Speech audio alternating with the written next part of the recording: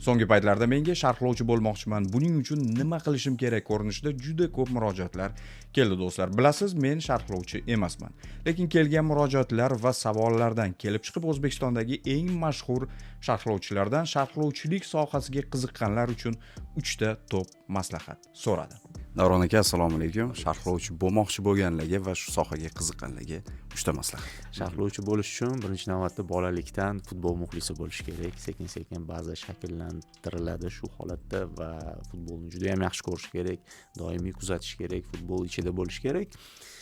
Ikkinchisi bu umumiy bilim darajasi. Intellekt deymizmi, dunyoqarash kengligi deymizmi, har sohaga ozgina bo'lsa ham qiziqib turib, o'zi ustida ishlash kerak deb o'ylayman. 2 soatli efirni to'ldirish masalasi bor bu yerda va muxlislar bilan muloqot qilish masalasi va efirni yuqori darajada ushlab turish. Uchinchisi esa bu o'sha sharhlovchilikka olib boradigan yo'l.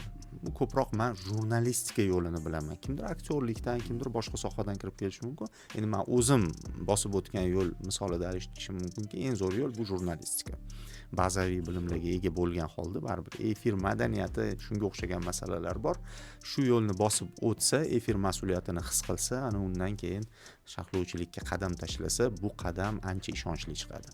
Sharhlovchilikka qiziqqan yoki umuman mana shu yo'nalishga kirib kelmoqchi bo'lganlarga 3 ta qanday maslahat bergan bo'lardingiz? Oldin ustozlarni eshitdim-da, ularni hamma aytganlari to'la to'kis amal qilinishi kerak bo'lgan zo'r maslahatlar, qanaqadir to'ldirish ham qiyin.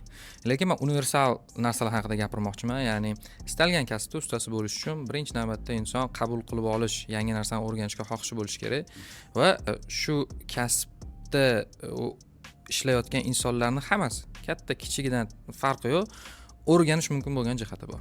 Istalgan, kecha kirib kelgani ham, 70 yildan beri sharhlayotgani ham misol uchun, hammasidan o'rganish mumkin bo'lgan jihatlar bor. Shuni olish qobiliyati bor. Bu juda noyob, hammada ham bo'lmaydi, chunki hamma tanlaydi, insonlarni tanlaydi. Bunaqa tanlash kerak emas. Birinchi shuni aytgan bo'lardim, ya'ni yangi narsalarni istalgan insondan o'rganish kerak. Keyingisi bu men o'ylayman nutq ravonligi.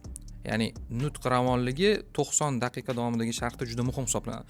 Sharh futbol uchrashuvi faqat xavfli vaziyatlardan iborat emas. Xavfli vaziyatlarni istalgan inson hissiyot berib, chiroyli so'zli ishlatib 1-2 daqiqani uzoq o'tkazsa bo'ladi. Lekin masala o'sha maydon markazida to'p kechayotgan asosiy 88 daqiqada bo'ladi. Ya'ni asosiy voqealar o'sha yerda kechadi. Shuning uchun insonga ko'proq lug'at boyligi va tabiiyki tasavvur kengligi kerak bo'ladi.